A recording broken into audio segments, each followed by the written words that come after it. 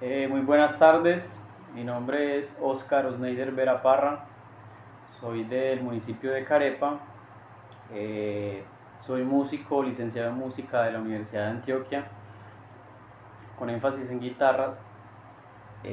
Actualmente trabajo con la agrupación Urazón, una orquesta crossover del municipio de Apartado, y allí ejecuto la guitarra. Entonces voy a hacerles una pequeña muestra de lo que interpreto en la guitarra.